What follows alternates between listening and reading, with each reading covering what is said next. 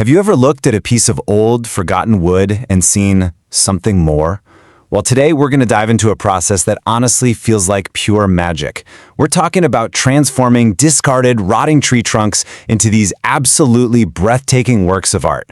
Let's get right into it. That's really the big question here, isn't it? Can something that's decaying and falling apart actually become a beautiful decoration? We're about to challenge that whole idea.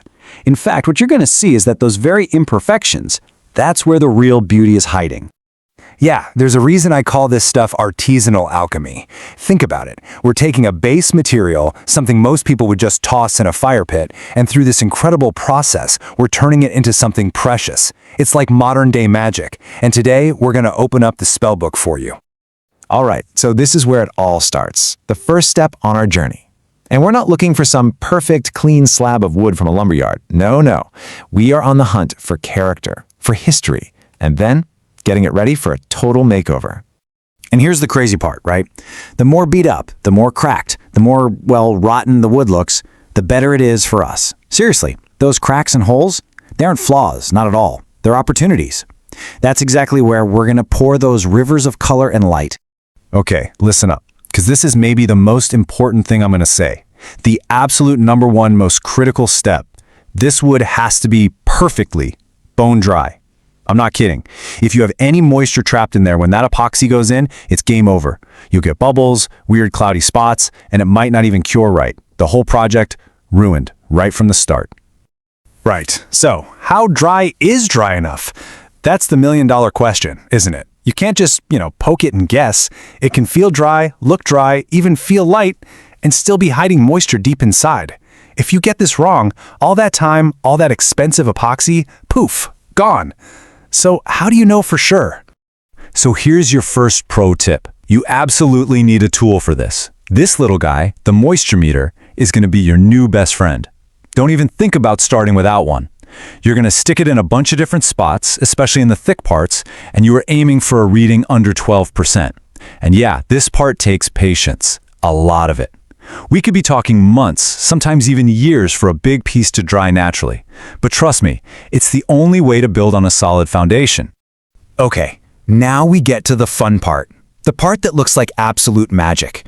This is where we create that incredible river of glass, that amazing, vibrant epoxy that's going to fill in all those gaps and basically turn this old piece of wood into a jewel.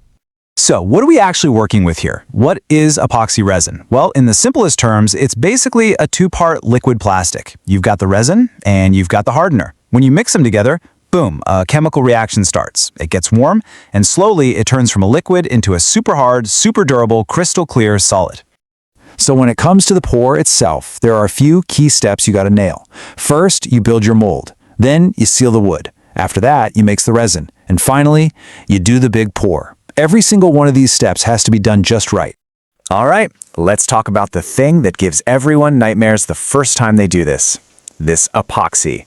It is expensive, and it is an expert at finding the tiniest little crack to escape from. One small leak, and you've got a giant sticky mess on your floor, and your project is probably toast. So, how in the world do you keep it all contained?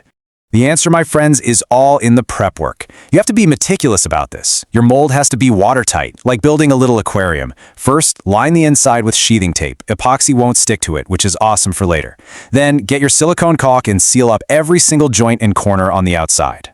And here's the real pro tip. Before you do your big pour, mix up a tiny bit of epoxy and just paint a thin layer, a seal coat, right onto the wood inside the mold. This plugs up all the wood's tiny pores so air bubbles don't come fizzing out later and ruin your perfect glassy finish. Okay, time for the main event, the pour. And this is all about being precise and taking your time. First, you have to follow the instructions on the bottle exactly. The mix ratio isn't a suggestion. Then, when you stir, go slow. Super slow. You're not making a milkshake here, you're just gently folding it together. The more you whip it, the more bubbles you create. And when you pour, do it from low down, nice and easy. Let it flow, don't just dump it in. And then, after all that careful work, you do the hardest thing of all.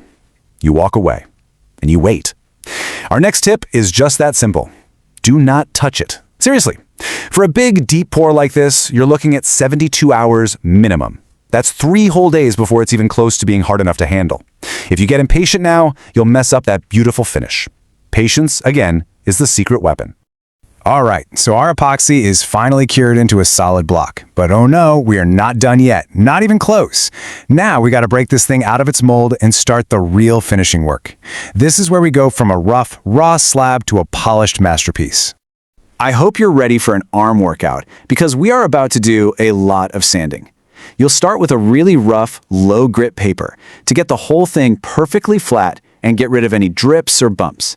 Then, you just work your way up, step by step, through the grits, 120, 220, 400, all the way up into the thousands. Yeah, it's tedious, but this is what gives you that unbelievable glass-like shine on the epoxy and makes the wood feel like silk. Okay, final tip, and this one is a big decision. You got to choose how you're going to protect it and what kind of shine you want. It really comes down to two main options. On one hand, you've got an oil finish. This gives you a really natural, almost matte look that feels amazing, and it's super easy to fix if it gets scratched. On the other hand, you've got polyurethane. This is your high gloss, super durable, almost bulletproof option. So think about what you're going to use this piece for. Is it a piece of art or a coffee table that's going to get a lot of abuse? Your answer will tell you which way to go. And just like that, with that final coat on, it's done. The alchemy is complete. We've taken it all the way from a forgotten log to a stunning piece of functional art. I mean, seriously, just take a second and look at that transformation. What started out as literal decay, something that was just going to rot and turn back into dirt, has been totally reborn. It's been captured, highlighted, and turned into something beautiful and permanent. This is why this craft is so incredible. It's a full-on metamorphosis. You know, there's a saying that really captures the whole spirit of this. Every crack tells a story. You just give it a voice. And that's exactly what we're doing. We're not trying to hide the flaws in the wood. We're putting them on display. We're celebrating them, filling them with light and color, and letting the wood's entire history shine through. So I hope the next time you're out and you see a fallen tree or some old piece of wood in a scrap pile, you don't just see junk.